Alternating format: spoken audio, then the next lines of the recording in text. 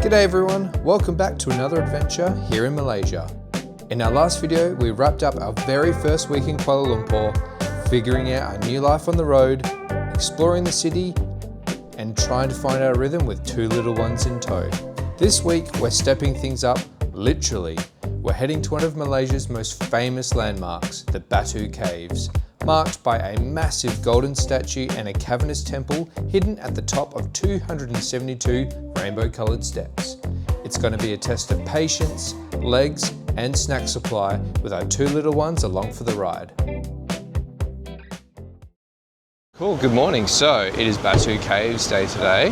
We're just waiting out the front of our apartments now, waiting for a grab. It'll be here in a minute. Quite nice weather this morning. It's a little bit humid, but it's nice and cool. We've gotten out pretty early. It's literally 8 o'clock on the dot, so which is pretty much exactly when we were wanting to get out. Excited for a big day. We're traveling light, no pram today. We've got the carrier here for Maggie to have her naps in, which should be interesting because if it's going to be quite warm and humid, I don't know how she's going to nap in there, but we'll just wait and see. You excited for the caves? Yes. Yeah? What do you want to see? Yes. Monkeys? Yeah. All right, sounds good. And the big statue? Yeah. Yeah? Looking forward to it? Are they gonna be that big or that big? A humongous statue. That one? Yeah, like the size of a building. Yeah. Like that building. Not that big, not quite that big. Getting excited. This one's a little bit grizzly this morning, so Yeah, I I'm think a bit she's teething. interested and nervous to see how she goes, but I'm sure it'll be absolutely fine. But yeah, no, super excited to get to check out the Batu Caves. It's something that we've been wanting to do basically since we looked at KL as a location for us. So definitely excited.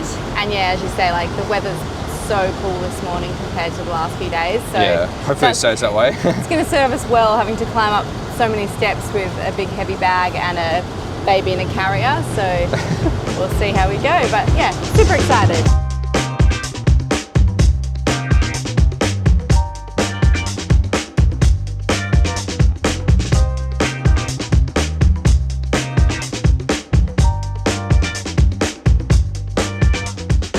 Alrighty, so we have just arrived at the Batu Caves. I think it was about, what, a half an hour drive? Yeah, if that 25 minutes. Yeah, that's pretty good. Yeah, super quick. I think, like I mentioned yesterday, there is a train that pretty much drops you off just out the front as well. But I think for most people, it's a lot easier just to get a grab, and it was super cheap. It was about $8 Australian to get here, so really good. Sadie just absolutely loved the car ride here. I think because she's not used to sitting like in the back, sitting on my lap, and all of us in the back, and she's just pointing at everything, saying, look at that, look at that. So that was really cool. But yeah, so here we are, come through the gates now.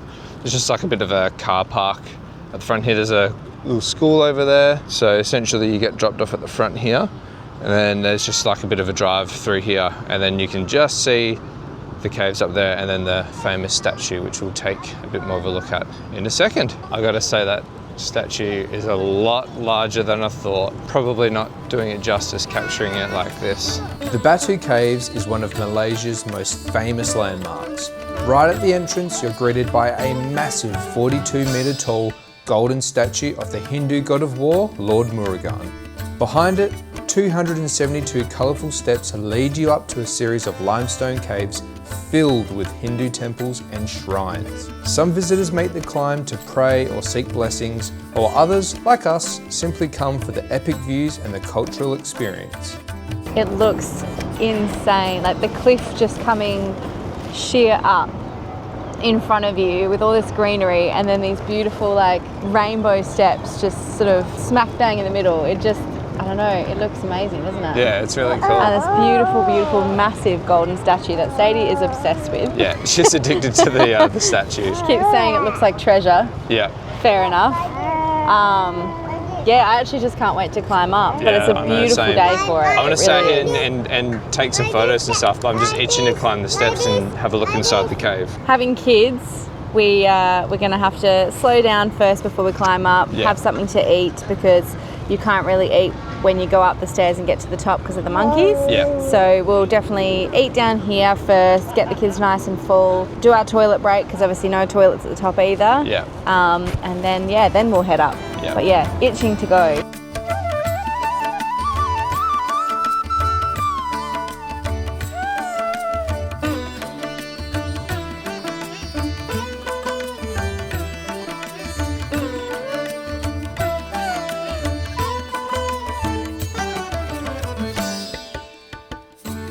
Can you describe the toilet experience? So when Sadie and I went to the toilet before, it was a lady sitting there and she was charging 50 cents, she said, just to go in the toilet. At first she was not very happy because I only had 10 ringgit, and so it took a little bit of encouraging for her to actually give me change.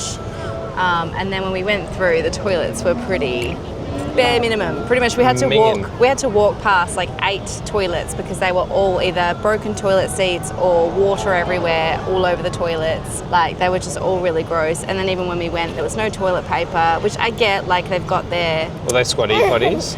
No, they weren't. They were toilet seats. But yeah. Usually with their toilet seats, they provide toilet paper. Yeah, it was just really gross and wasn't very happy, especially since you're being charged to use them as well. You'd expect that they would kind of at least upkeep them to a basic level. Like, they don't have to be immaculate, but just a basic level. It's just pleasant to use. They don't have to be perfect, but yeah, that's okay. We've done our toilet now. We're just having something quickly to eat. Yeah. And then we'll check out the caves. I think that'll be good. Head up the steps because 4 coaches have just arrived, so we want to get up before it gets too busy.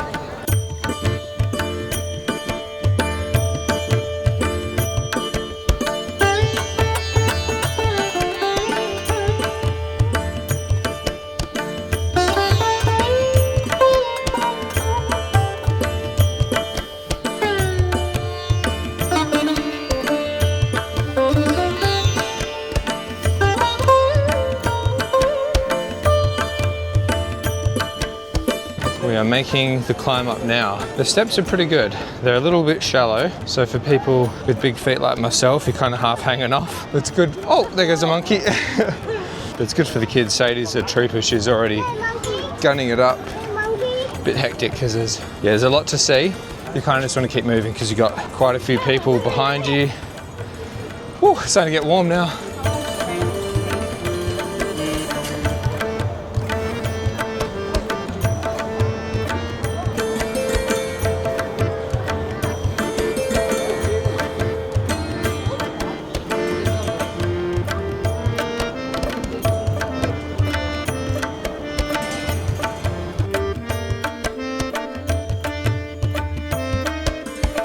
Sadie is doing such an incredible job.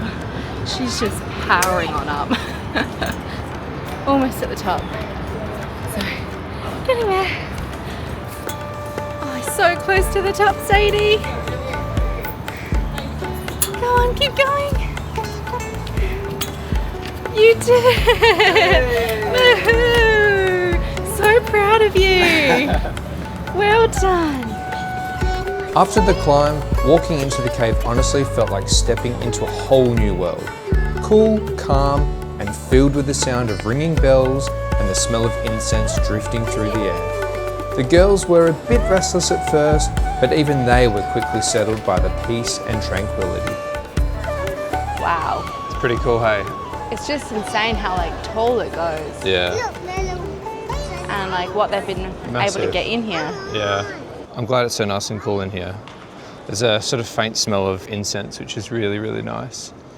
And there's a lot of little statuettes and little mini temples around the side of the cave wall, which are quite beautiful as well, which I'm assuming are telling the story of the god Murugan, which is the main statue at the front there, so who is the Hindu god of war. Yeah, it's beautiful in here. It's not too loud.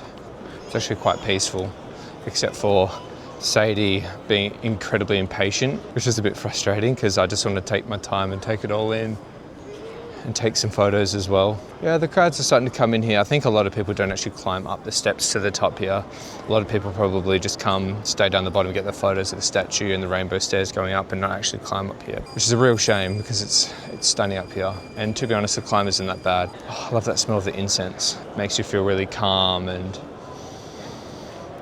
yeah, no, just ties you to the temples a lot more. A beautiful atmosphere in here. There's like lots of little pigeons and stuff flying around above me. Look at that. What a gorgeous spot. Inside the Batu Caves, there are basically 2 main levels to explore. The first cavern is huge, echoing with sound and filled with colourful shrines, detailed statues and the soft glow of candles. Even though we had one very eager little girl ready to sprint ahead, we slowed it down and wandered through, taking in the details and soaking up the atmosphere before heading up the next set of stairs. At the top, the cave opened into this incredible skylight. The cliffs were covered in thick greenery with beams of sunlight streaming down and cheeky macaques playing amongst the rocks.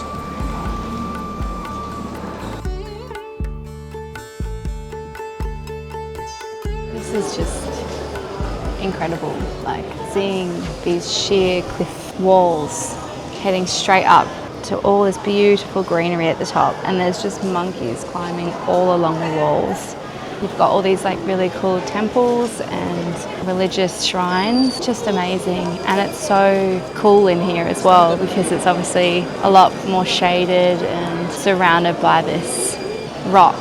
It has a really special feeling to it, that's for sure. Despite the amount of people that are currently walking through the place, it still feels really, really special. I think just because the visual of it is just so special. Maggie's getting a bit sweaty behind here. How you doing, Maggie? It's a lot to take in. After soaking up the beauty of the cave itself, our attention shifted to the temples and everything happening inside.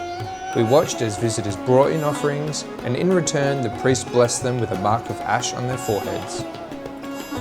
Candles glowed, bells rang, and chants echoed through the cavern. It was busy, but somehow still felt really peaceful. Sadie was completely hooked, asking about a million questions about what was going on and why. And honestly, that's exactly what this trip is all about for us. Giving the girls these special kinds of experiences, showing them different cultures and letting their curiosity about the world really come alive. After checking out the temples and feeling pretty enlightened by the whole experience, some of us were starting to fade a bit. So we made our way back down the stairs and treated ourselves to some well-deserved cold drinks and of course, ice cream. On the way out, after waving goodbye to our new mate Lord Murugan, we noticed a few quirky little attractions we'd completely missed on the way in. Then it was just a matter of waiting for our grab and heading back to the apartment to wrap up what was honestly a pretty unforgettable day.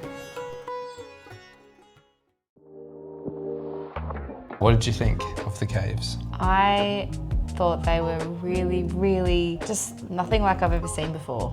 Yeah, it was really cool. Never seen anything like that with the like sheer cliffs coming out of nowhere basically. Yeah, literally the whole drive is like super flat and you're on kind of like a highway out there and then suddenly it just shoots up out of nowhere, which is and then to cool. have this like big grand golden statue out the front and these rainbow steps leading up into this massive, big sort of, is it cavern? Well, yeah, it's a cave. It's a cave, isn't it? Yeah, it's a cave, isn't it? Batu Caves. No, I just sort of mean like. Yeah, when you arrive, you've got these sort of two sort of temples either side.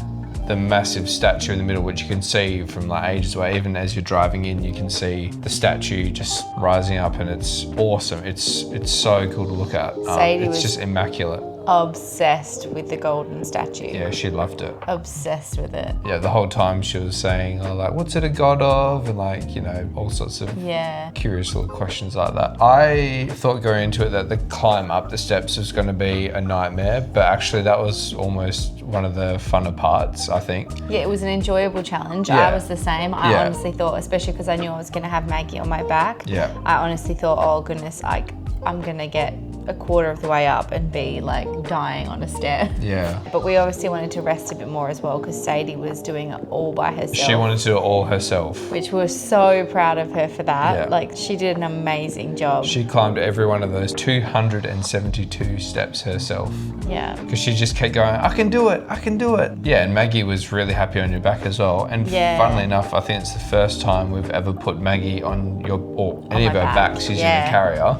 Yeah. And she did great in it actually, and she was in the carrier on your back pretty much the entire time when we were actually up in the caves. Well, yeah, because she was super happy. Obviously on the way up I had to have her on my back, and then when we were roaming around I was like, this isn't really a place for a little 1-year-old who's just kind of starting to get her momentum up. to just be running around, especially because of the monkeys as well. And I didn't want her to just like go running up to a monkey all of a sudden and then it freak the monkey out. The weather, we went first thing in the morning and it was a bit of a cooler morning, so the weather was quite nice when we first got there, and even heading up the stairs it was getting hot and humid but not too bad. Yeah, it was quite pleasant actually. Yeah, and inside the cave it was cooler obviously, but then as we came back down the stairs the sun started to come out because it was later in the morning, and boy was it hot when we came back down. Yeah, it was pretty warm, especially just out in the sun. Yeah, it was super warm. But I can imagine though in the afternoon, the cliffs would shade the whole front. Oh, true. It would probably be alright in the afternoon, but it'll just be so busy. So I don't regret going early. Yeah, well when we first got there, we got there at being like 8:30 in the morning. And when we first got there wasn't that many people there. No, it was really super nice quiet. and quiet. As we were sort of waiting at the bottom and trying to get the kids fed up with their snacks and everything, because obviously you can't eat anything at the top, given that there's heaps of monkeys up there. And in that time of just trying to get that stuff sorted, there was just busloads of people arriving. Yeah, literally as we're sitting down for the snacks, I think there were like 4 big like bus coaches that just arrived with big groups of tourists. So it didn't take long for the whole sort of like bottom area to just fully pack out. And that would have been around 9ish, I reckon, that they all started to arrive. Yeah, probably around 9 o'clock. So I would say if you wanted to do it while it was still really quiet, Go early, like 8 o'clock even. It opens at 6 a.m. So even if you get there earlier, it'd be such a cool place to go when it's like really, really quiet. Sunrise. Can you imagine it as sunrise? Oh, it'd be so cool. Amazing. Yeah. But yeah, overall, like, I loved it.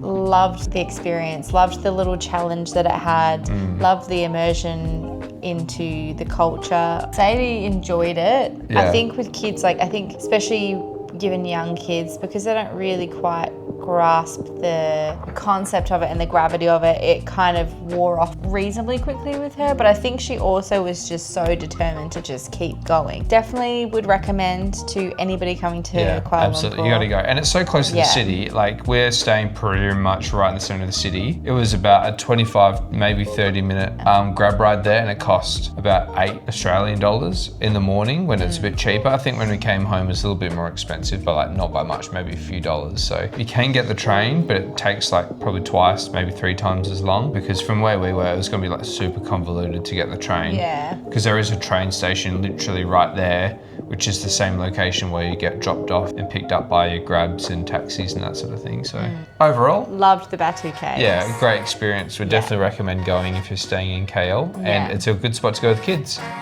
And that wraps up our day at the Batu Caves. It was such an incredible experience exploring the caves, witnessing the rituals, and just soaking up the atmosphere. If you enjoyed this video, don't forget to give it a thumbs up and subscribe to our channel so you can tag along on all of our upcoming adventures. And if you've been to the Batu Caves before, let us know about your experience in the comments below. Thanks again for watching, and we'll see you in the next one.